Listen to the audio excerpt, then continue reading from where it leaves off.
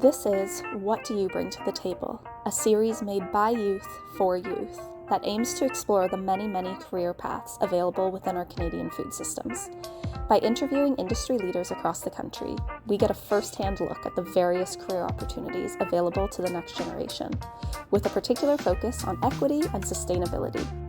We want to thank the Gay Lea Foundation and the Ontario Trillium Foundation for their generosity in supporting this project.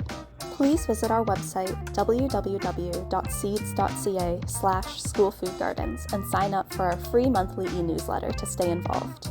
You can also find us on Instagram, Facebook, Twitter, YouTube, and TikTok. Links to those are on our website. If you like what we are doing, please drop a like, review, or comment. Or if you have the means to, contribute with a monetary donation through our website. Thanks for listening.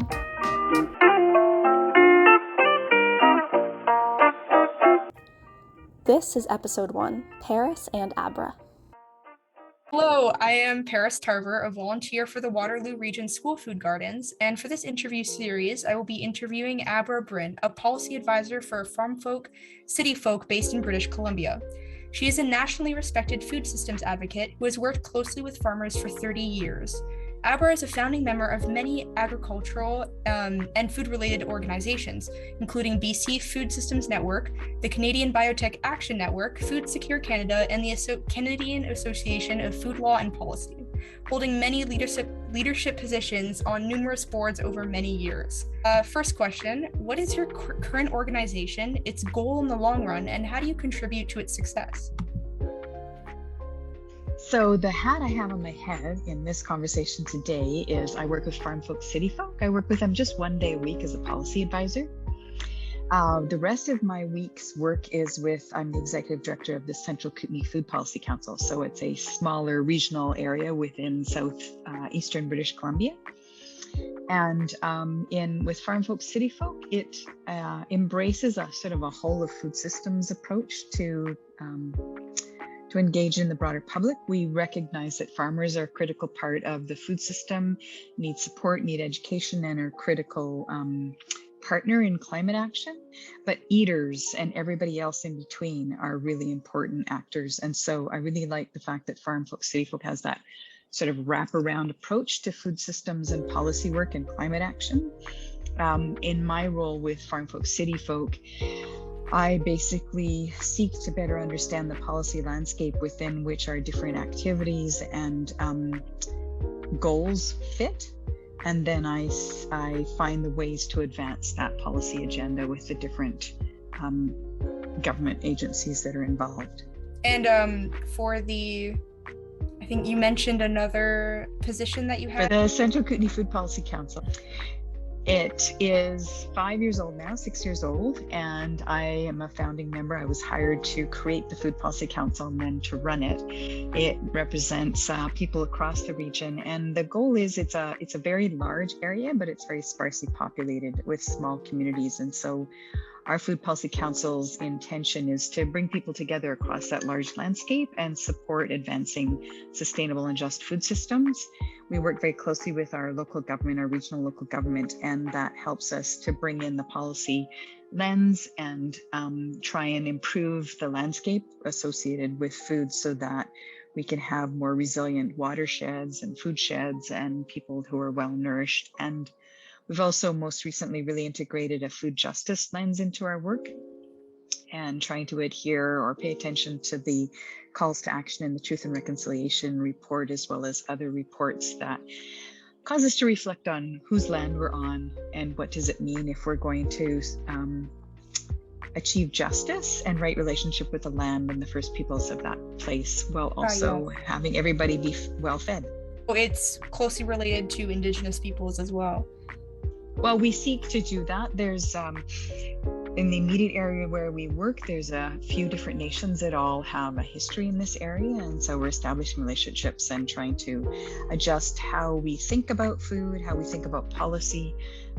They don't, to date, Canada's colonial governance system has been imposed on Indigenous nations, but in the province of British Columbia, very few of the nations ever entered into any kind of a treaty. And so we're all on unceded territory for the most part. And so it's a complex and important conversation, and set of activities to really address the fact that we need to acknowledge there's existing governance systems that belong to the nations who pre-existed settlers. And so how do we find a place of complementarity between our different needs, instead of having them being competed and quashed by might, that we actually respect each other's culture, practices, and governance systems, and find a way to live well together. Grew up on a farm in BC with your family and have worked with agriculture since you were a child. Is this what gave you interest in pursuing a career in the food industry, or did you have any other motivations or inspirations? Well, when I was a young adult, not much older than you, I've always been driven by justice, and I was quite involved in issues related to women and children. About the time I was sort of coming into my sort of power as a young adult was when the women were shot at the Polytechnique in Montreal in 1989. And so that really influenced my early work trajectory.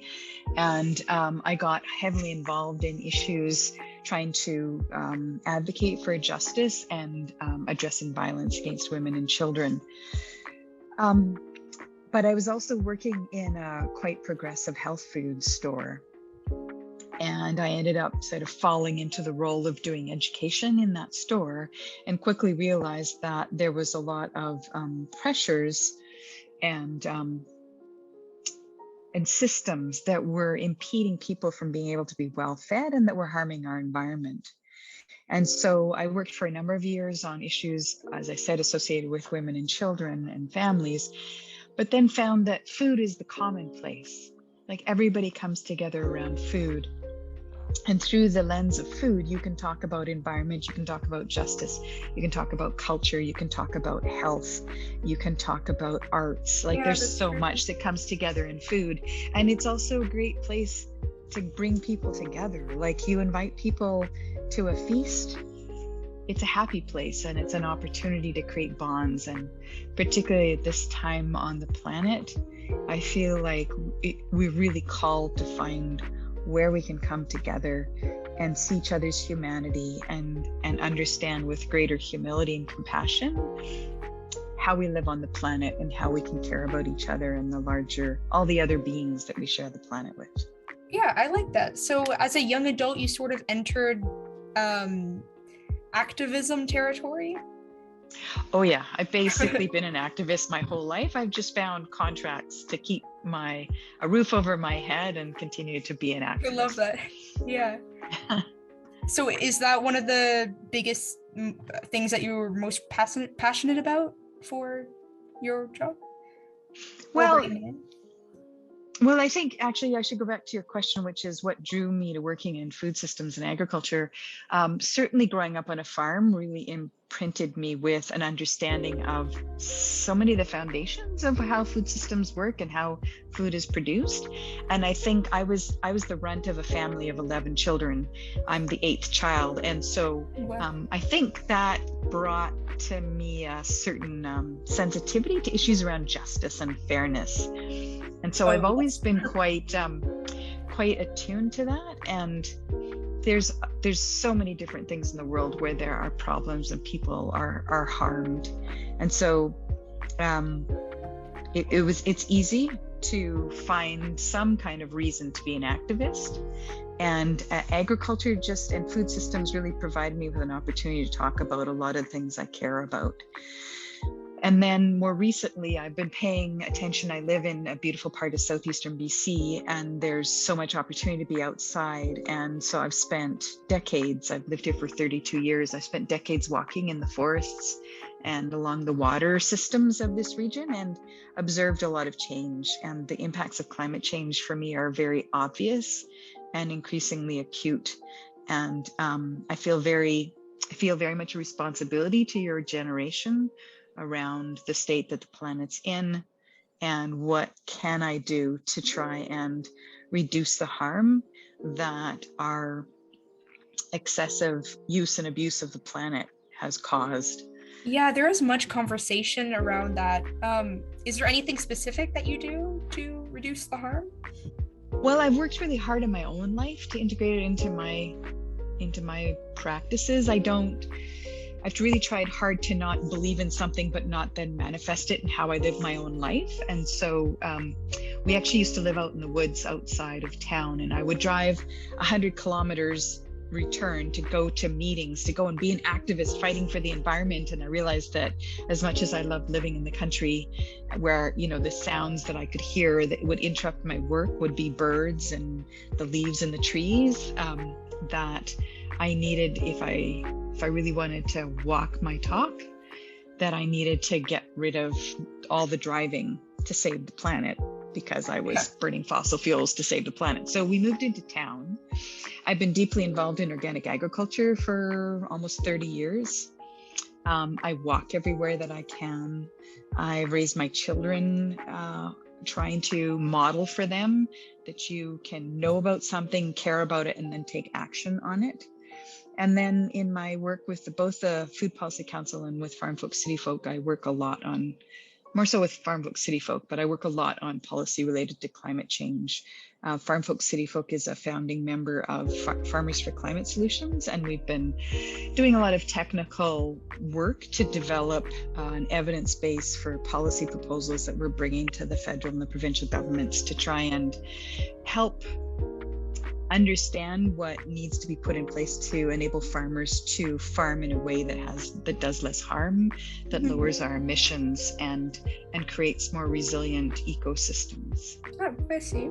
Is there any policy or process that you disagree with or that you would like to bring change to? Oh my. There's lots. But one of the things I find most problematic at this point on the planet is through my lifetime, I'm 60, I turned 60 last year, and through my lifetime, I've watched the food systems and the supply chains and the business models transform dramatically. And it probably, the seeds were probably started when I was young, but as a young adult, and then through the first couple of decades of my adult life, I watched so many of the services and structures and infrastructure across a range of different sectors get shredded out because we were offshoring everything. It was cheaper to have our shoes and our basketballs and our cars and everything else be built someplace else, including our food. Like it used to be that most everybody ate within a reasonable distance of where they lived. And when I was a child, there was a ton of the infrastructure across all the different sectors. There were flash freezers and dairy plants and cheese manufacturers and abattoirs and butcher shops and mills for milling flour. Like everything was there. But with the globalization and the offshoring of everything, it became way less expensive if you just looked at the dollar amount to offshore all of that production and then ship it back to us. And all the true costs of that business model are coming home to roost now because they didn't factor in the harm to the individuals who weren't being paid well because there weren't employment standards, there weren't the same environmental standards here, the harm to the environment, the cost with regards to the climate because of all the emissions from relying more and more heavily on fossil fuels to ship everything because it was cheap. So I think that the obsession with export markets, with moving product around the planet instead of bringing it closer to home and having us meet our own needs. Like we've learned through the pandemic that long supply chains are incredibly vulnerable. And so if we actually look at what's essential in our lives and how we can enable both security of the essentials of our lives, which is food and clothing and shelter and water, but also have jobs that bring dignity and reliable incomes to the people that live in our communities. Like I think those to me are important priorities, but it means shifting a fundamental approach that particularly provincial and federal governments have had in their worldview. and all their policy platforms for the last, I'd say, 3 decades. And speaking of the pandemic, has any of that changed how you work? The most significant impact for me with regards to my work is because I've been working on food systems where I live for 32 years, and it's a relatively small population base here. When all the issues started to appear with regards to how reliable our food supply chain was, people started to realize that the things I've been saying for 30 years, that our long food supply chains are very vulnerable, was accurate. I used to have to try and help people understand that our food could be cut off, but now it's much easier for people to understand that. Yeah, and so people have been coming, more and more people, organizations, government reps have been approaching me and asking for support. So it's been a very, very busy couple of years. And one of the things we did with the Food Policy Council was we actually wrote a food security action plan for our regional district, looking not just at the pandemic, but using the pandemic as the springboard into all of these. There's so many reasons, including the increasingly acute impacts of the climate crisis, that are going to disrupt our food systems and make us vulnerable here. And so here's all the ways that we can rebuild food systems, food security, and healthy ecosystems for our region. And take us through a productive day in your life as a policy advisor. Oh my. I spend way too much time in meetings. I usually have about 4 or 5 hours of meetings a day, which is pretty intense. I work with, because I have 2 different contracts, I work with Farm Folk, City Folk, as I said, and that job is technically only 8 hours a week. And I spend 3 hours of that a week just in 2 different working groups with Farmers for Climate Solutions.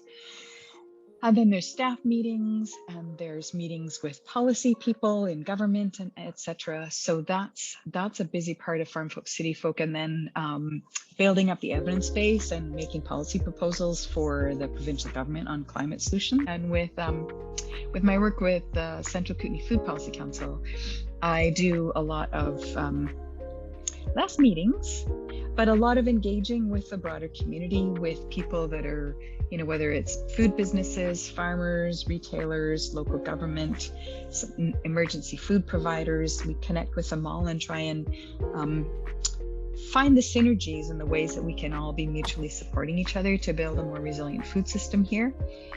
I'm working my way towards actually transitioning out of the leadership role with the Food Policy Council. So right now we're going into a hiring process, but we'd really like to diversify the leadership in the Food Policy Council. And so we're in the process of developing a real commitment that is public, and hoping to hire a BIPOC individual into our leadership position with the Food Policy Council, so we can continue to transform how we come together and address the problems of white supremacy as it's manifested in our communities and in our food systems. Mm-hmm. And you've taken many leadership positions before, like you were selected as the Green Party's candidate in Kootenay, Columbia for the 2019 federal election in October. How was your experience in that environment-related politic setting, and what piqued your interest for this position, and what have you learned about it? Well, I never ever wanted to be a politician, although I've considered it. People have encouraged me to do it over many years, but I had done a hike into the bottom of the Grand Canyon in May of 2019, and I was lying in my tent in the night and thinking about the climate crisis, and I couldn't live with not taking more action. And so I climbed out of the canyon, and when I got home, I put my name forward to be the Green Party candidate, and I won the nomination. It frankly was a bit of a nightmare. I am not a self-promoter, and if you're going to be a politician and get votes, you have to go and convince everyone that you're the best person on the planet and they need to support you. And so that was a very challenging thing for me to do. But I've also over the last 25, 30 years spent a lot of time doing presentations and being interviewed by journalists and grad students and other people. And so and also I've chaired a lot of meetings where the agenda could sometimes be a little tricky. And so I'm quite adept at answering whatever random question comes at me. And so I think I actually did fairly well in the public forums where they bring all the different candidates from the different parties together and we would answer questions. But I can't say that I would ever do it again, because the reality of our first past the post election system means that you have to have a lot of support, ideally a lot of money, and you have to do a lot of things that I don't think I'm personally well suited for in order to achieve an election win. What information and advice would you give to young people who want to know more about what to expect with jobs relating to food law and policy? Well, I have no idea what you could actually, I don't know if my path would be suitable, because the thing about having done this for so dang long is that there didn't used to be any programs. There was no food systems education anywhere. There was home ec classes in high school where you could learn to cook, but there was no university program that taught anyone to think about food systems at all.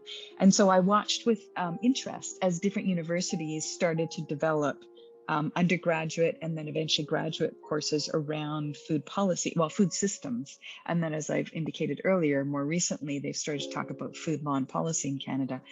And so I'm able to get away with doing a lot without having any technical credentials attached to my work as a food systems analyst, because I've had direct experience. I've been deeply embedded in food systems, in community, and I'm a very active researcher and analyst. And so my skill set and my long experience has privileged me to be able to do things and be asked to join research groups and get contracts that I don't think would necessarily be possible if someone didn't have the decades that I have in the realm.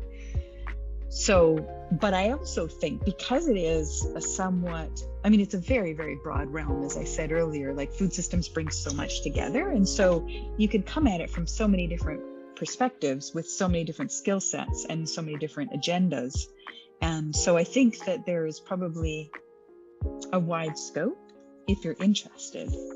And I do think, that whole sort of truism about follow your passion, I do think that's true. I've had the incredible privilege of a long career where I've been pretty much exclusively been doing things that I really care about, that I feel are meaningful, and that deepen my skill and my understanding and allow me to be more effective at advancing justice, climate action, sustainable food systems.